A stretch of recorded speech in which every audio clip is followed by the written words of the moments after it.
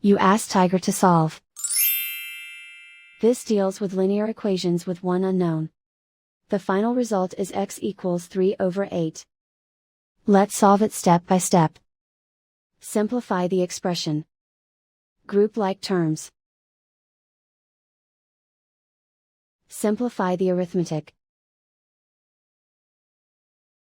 Group all constants on the right side of the equation. Add 3 to both sides. Simplify the arithmetic.